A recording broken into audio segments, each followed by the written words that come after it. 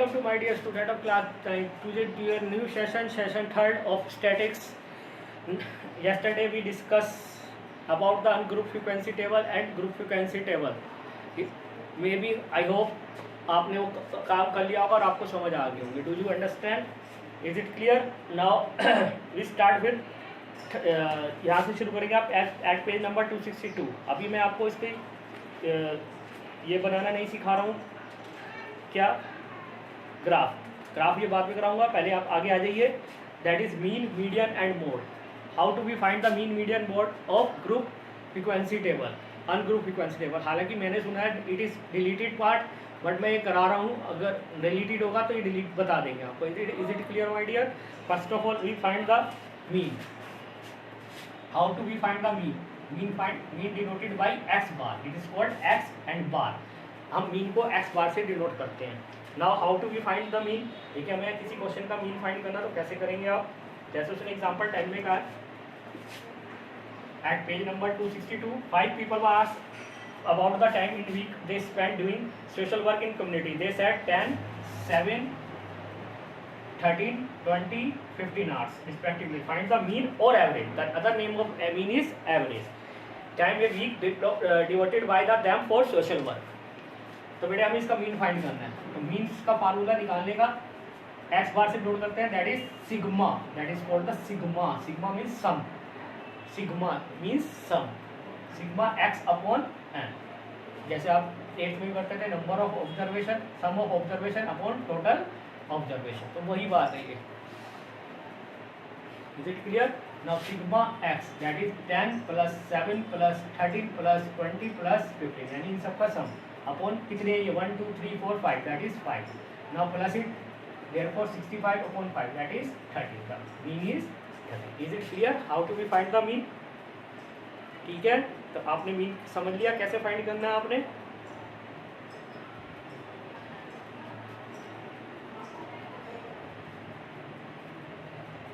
Now come on the median. How we find the median? This is the mean, and now we find the median. Median it is denoted by m. m से denote करते हैं हम इसे. ठीक है, now कैसे find करना है बेटे? इसमें बेटे दो फार्मूले होंगे. अगर गिवन डाटा आपका ओड है, if the data is odd, given data is odd, जो भी डाटा दे रखा है उसे काउंट करेंगे. If it is odd then the median find out by this formula n + 1/2 term या ऑब्जर्वेशन. या टर्म की जगह ऑब्जर्वेशन भी लिख सकते हैं. Is it clear my dear? And if the given data is even then you find the median by this formula n/2th term plus n/2 plus 1th term upon 2 whole 2. ये याद नहीं आता बच्चे, ध्यान रखना. अपॉन 2 रहेगा, पूरे का होल 2 रहेगा. Is it clear my dear? थोड़ा जूम कर लेते हैं. Is it clear my dear? ठीक है, देखिए.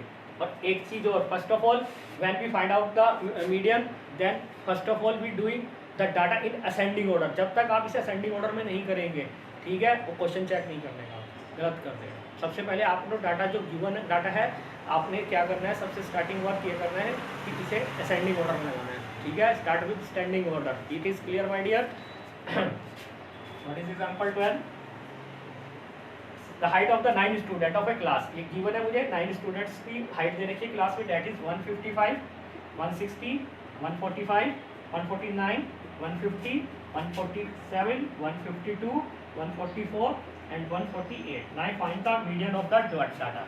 First of all we क्या करेंगे? सबसे काम पहले काम yes taking in ascending order. सबसे पहले आपने इसे ascending order में लगाना है गिवन डाटा को.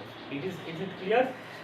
पहले सबसे छोटा यानी सबसे small digit, then next is 145, next is 148, next is 147, then 148, then 149, then 150 and 152, 155.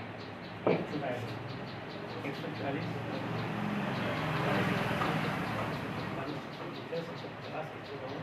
150, last is 160. Yes.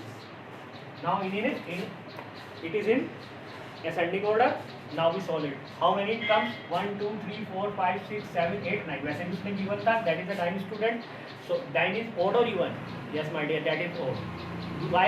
Because it is not divided by 2. जो नंबर 2 से डिवाइड नहीं होंगे, that is odd. ठीक है, तो odd नंबर है, तो odd के लिए ये फार्मूला लगाएंगे, ये वाला लगाएंगे, ऊपर वाला n plus 1/12 term. How many term? n 9 थे, 9 plus 1/12 term. Therefore 10/12. 9 plus 1 10 term. 2 5 the 10. Fifth term. Now count the fifth term. 1 2 3 4 5. That is 149. So median is 149. इसीलिए सर असेंडिंग ऑर्डर में लगाने के लिए कहा था. मीडियन मीन्स होता है बिल्कुल बीच का. ठीक है, is it clear my dear? ठीक है. Now example 13. What is the example 13?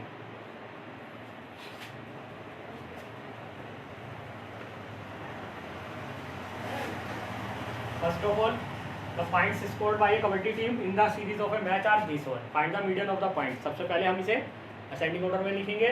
Write in the ascending order first of all. ठीक है, चलिए करिए ascending order में. First of all 2, then 5, 7 2 times आ रहा है, 8 2 times आ रहा है, 10 2 times आ रहा है, 14 1 times, 15 1 times, 17 1 times, 18 1 times, 24 1 time, 27 1 time, 28 1 times, and then is 48. How many terms? That is 1 2 3 4 5 6 7 8 9 10 11 12 13 14 15 16. That is the 16. Now it is odd or even? Yes, that is even. ये even है. क्यों? If you divided 16 divided by 2, so it is even. Now formula is this one and this one. Yes, this one. For even data, this formula is used. n/2th term plus n/2 plus 1th term whole upon 2. बेटा ये मत भूल जाना. Upon 2 बहुत बच्चे भूल जाते हैं, पेपर में करते हुए भूल जाते हैं. Upon 2 whole upon 2. What is n? That is 16. 16/2th term.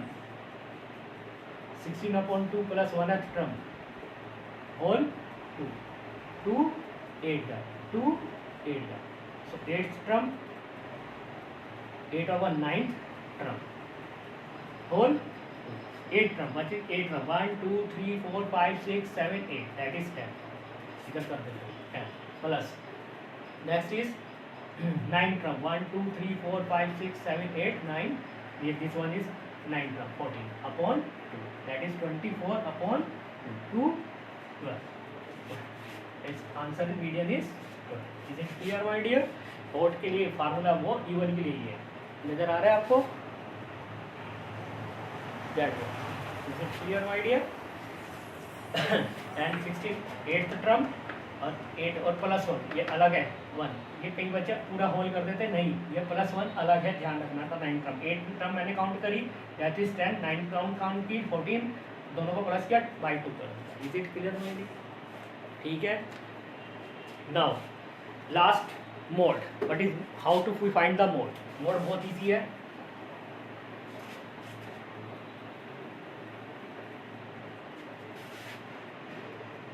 Mode is denoted by Z. Some people are denoted by Z or some people denoted by M0. But in NCERT, mode is denoted by mode. MODE. ठीक है. Mode को mode से ही denote कर रखा है उसने. Now we how to we find the mode? देखिए example 14.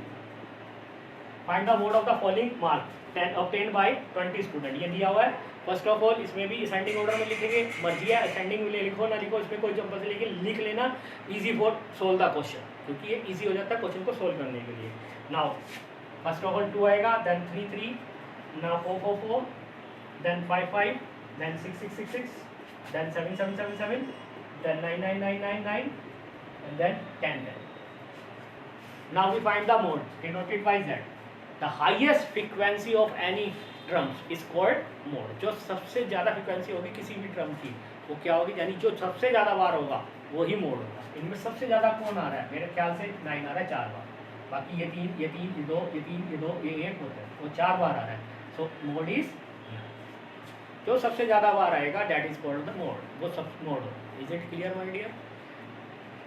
So based on this topic question number first कर लेना बेटा, सेकंड कर लेना. इसमें सब में मीन मीडियन मोड निकालनी है. सेकंड में भी find the mean mode median, तीनों बता दिया कैसे निकालना है. थर्ड मैं करूँगा, फोर्थ आप करना, फिफ्थ मैं. Is it clear, my dear? Then in a Zoom class, I teach you how to make histogram. Frequency polygon is detailed how to histogram with for frequency polygon with help of histogram. वैसे इस frequency पॉलीग्राम delete हो चुका है, ठीक है, तो only हम histogram ही सीखेंगे. Is it clear my dear?